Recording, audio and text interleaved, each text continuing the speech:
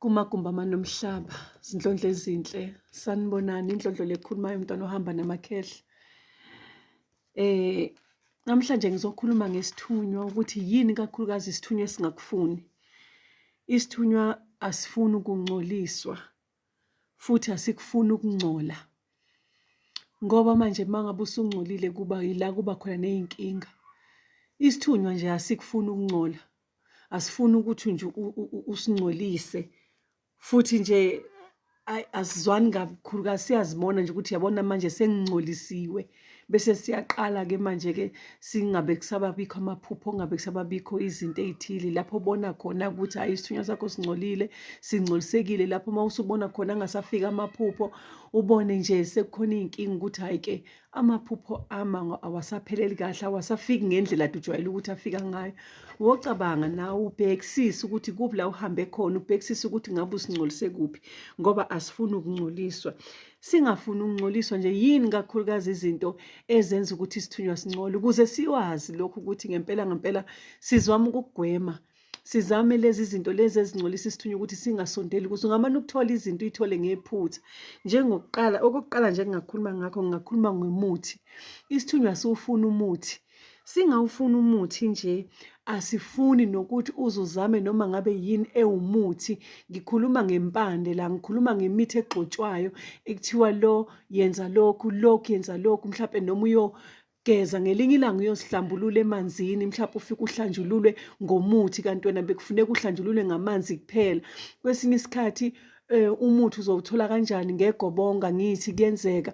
Miningi imithi ongayithola nangey'ndlela ey'ningi, ikakhulukazi futhi imithi ungayithola kanjani? Njengokuthi uya kumuntu, uyafika umuntu uyakugcaba, lesi isithunywa nje asikufuni futhi ukugcaba, uzogcaba ufakwe umuthi, uhlikihlwe ngomuthi, lo muthi uyangena kuwe la ngaphakathi.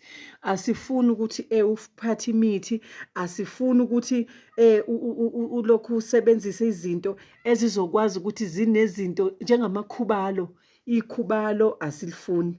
Azizwani nje kahle namakhubalo, azizwani kahle nezinto lezi ekuthiwa phatha lokhu kuzokulungela, thatha lokhu kuzokwenza ukuthi nokuthi cha, asizwani nakho. Asifuni nje ikhubalo, asifuni ukugcatshwa ulokhu uhlohla imithi kuthiwa hhayi mhlawumbe uyaqiniswa noma wenziwani, angazi ukuthi usuke wenzani uma usugcaba uhlohla imithi lapho ey'ngcabeni. Asikufuni kabi lokho, siyangcoliseka. Okunye esingenza ukuthi singakufuni ucansi. Ucansi asilithandi isithunywa. Singalithandi nje ucansi, angisho ukuthi ucansi lodwa nje lihamba lodwa. Ucansi oluthola nabantu abahlukahlukene. Kuyenzeka uwumuntu wesifazane mhlawumbe ube nabantu abahlukahlukene, uthothi labantu labo ulala nabo. Isithunywa siyacanuka, asifuni, usuyasingcolisa nje, ususidinile, usicanule kakhulu kabi ngoba uhamba ushintshashintsha abantu besilisa, ubashintshashintsha. Mhlawumbe angisho ukuthi uhlukane nalo, uyeke lo, uhlukane nalo. Mhlawumbe bathathu nje kuwe, bathandana nawe bonke labantu abathathu. Bonke bobathathu bayakhona ukuthi ubanikeze ucansi. Yilapho-ke sicanuka khona isithunywa sakho. Noma menze kwesinye isikhathi ucansi uma ngabe ulenza nomuntu wakho loyo yedwa, kodwa uthola ukuthi yena unama-girlfriend amaningi. Akhona amanye alala nawo bese buya futhi ezokufakela wena ukungcola. Yingakho-ke lapho umntana ethiwa ngafuneka uhlale uyihlanze, uhlale uyigeze, uyihlambulula.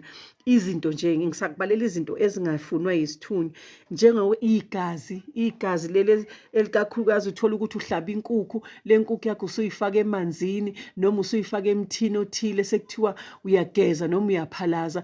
Isithunywa asilifuni igazi, asifuni nje into ethiwa yigazi. Ulokhu uhlanganisa nezinto, uyaphalaza noma uyageza ufake igazi, cha, asifuni lokhu isithunywa. Kakhulukazi sifana noma uye emanzini, uye emanzini thothi khona oyokwenza, oyokulungisa, usufika lapho usuhlaba inkukhu yakho, uyayihlaba negazi lelo lenkukhu lihamba namanzi, uncolisa bona, uyabangcolisa ngoba bayifuni kwakona leyo nto leyo. Uyabona nje izinto nje ey'nkulu. Yekela igazi uma uwumntwana wesithunywa, yekela ukusebenzisa izinto ezizodinga ukuthi ugeze ngegazi noma wenzeni.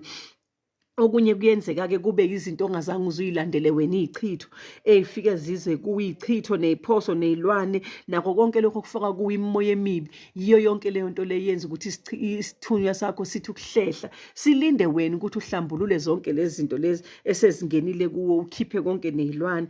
Okunye okwenza ukuthi isithunywa sakho futhi singcoliseke ukuthi uthole ukuthi uzothandana nomuntu kanti awazi ukuthi lo muntu ozwana naye uthwele, usebenzisa iy'lwane ukuze yena abe nemali, usebenzisa izinto ukuthi abe nemali. Kwesinye isikhathi labantu laba abahamba abenza lezi zinto zobumnyama abathanda ukuthwala, ikakhulukazi bayabathanda abantu besifazane abahlambulukile ngoba lezi y'lwane abahleli nazo ziyabakhomba ukuthi nayi intombi engiyifunayo, bese le ntombi le umbona umuntu esekushela kaningi elokhu eza kuwe ebuya kaningi ekuncenga, ekunikeza nemali, ekuheha, ekukhombisa izinto.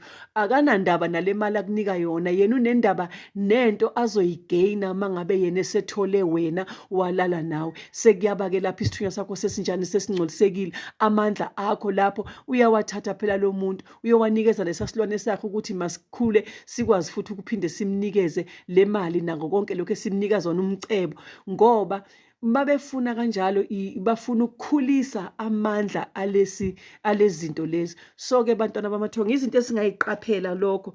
Okunye nje sifanele sikuqaphele kakhulu lokho ukuthi emanzini sibheke nabantu abasihambisayo, ngoba uma uhambiswa umuntu onezinto ey'thile akayisebenzisayo ukuze yena kubonakala ukuthi unamandla noma unani, uma ifika kubeka isandla nje noma ethela amanzi ekuhlambulula ugcoba ngalezi zinto zakhe lezi, usubuyela ekhaya, usubuyela nemimoya ongayazi sizokukhombisa izinto okade ungazazi. Yikho mina ngeke ngithi abantwana besithunywa ngiyabahawukela ngoba kwesinye isikhathi uyicabanga ukuthi kusese-right uma ebuya emanzini bese esebona imithi, ekhonjiswa izinto, egubha iy'mpande, enzani. Kanti mhlampe lo muntu ade ekuhambisile umuntu osebenzisa imithi vele, ugcotshwe, ufike wahlanjululwa umuntu onogcobo lwakhe lo muthi lapho ay'khethele khona ukuthi yena uzosebenzisa le mithi. Manje usethwesa wena umthwalo, wena usuyaqala usuthi hhayi mina esami isithunywa sifuna umuthi, hhayi mina esami isithunywa, asisi isithunywa sifuna umuthi, ilo muntu omtholile emanzini wakwenza lezi zinto. Yilezi zinto oyifike wayithola emanzini, ukungcola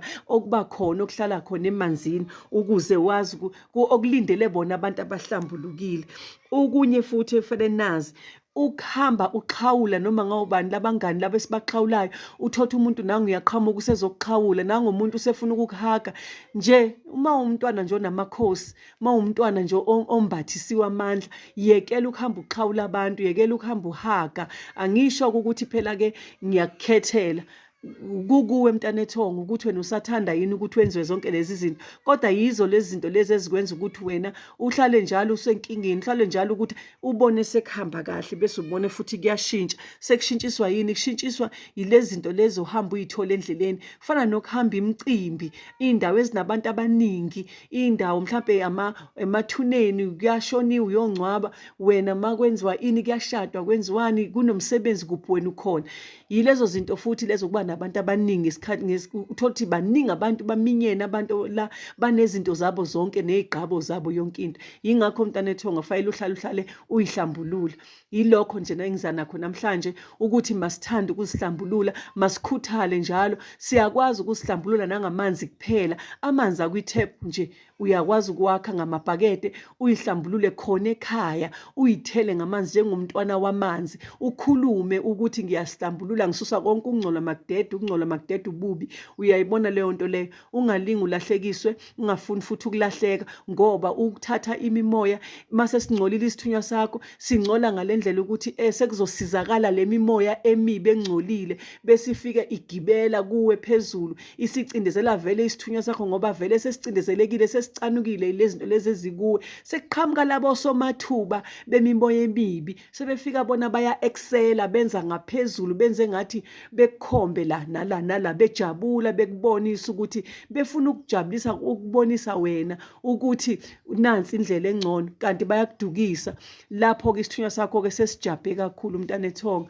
Ngiyakucela ukuthi nje mawuthanda ukuzihlambulula, mawukhuthale njalo ukusebenzisa izinto ey'setshenziswayo, obulongwe labo obumanzi, mawukhuthale ukuthi wena uyathanda ukuthi nanini nanini uyahlambulula, nanini nanini uyahlambulula. Ukuhlambulula nje ukuzihlambulula akuthathi ukuthi ungathi uthi namhlanje ngiyihlambululile nakusasa ngeke. Zithande, zazi ukuthi ungumntwana wamanzi, thinta amanzi kwenzeke izinto.